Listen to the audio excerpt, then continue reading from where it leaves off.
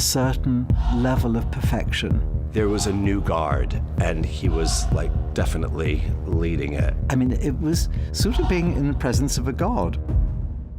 You know, it was Claude Montana.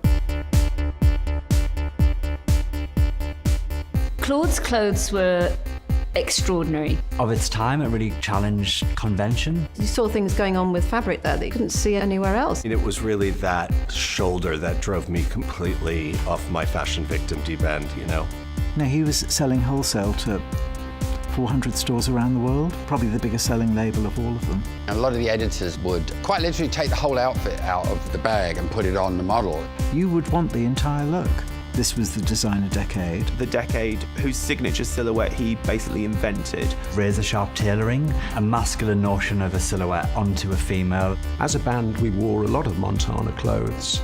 Claude liked a little bit of drama. It was very operatic. It was just so much larger than life. Everything was about his collections and then going out and having fun. He wore the wide shoulders, he had, you know, pompadoured hair. Going out in Paris and London. Decked out in leather head to toe. It was amazing. He was kind of a matinee idol pin-up, almost. He represented the height of everything that was happening. Go straight from the club to the studio, actually. Stepping into the studio that used to be just above a sex shop. And we'd start sketching and working and carry on till probably 4 or 5 in the morning. I used to call it like the black revolving hole. You didn't know how much time had passed. And Claude used to show the girls how to walk. He wanted to know what your entrance pose was going to be. Every entrance pose was the same. The inverted triangle was this, you know, with the knee out. It didn't matter if you were a superstar or a beginner. It was out of the question that you not appear on that catwalk. Claude would be like building you up and building you up. Doing the last check. The flash is going off. Go.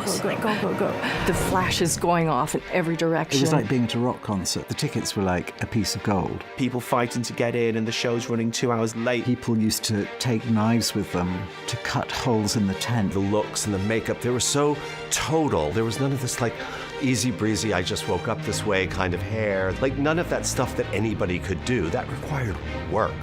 Women used to cry at Montana shows. They identified with the women they were seeing. You see how much those women are really, really enjoying themselves. We became these other beings, almost like a wild animal, full of passion.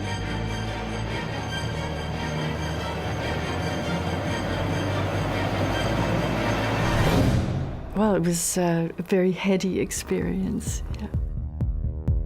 When you were a kid and you were seeing the shows of Paris, to me, it was like a real fantasy. It was like absolutely beautiful, and that was luxury. His influence, I think, is undeniably prevalent in a lot of things that myself and my peers are doing. The style was like, his style was so exacting and precise. I think he designed the whole woman and not the dress for the woman.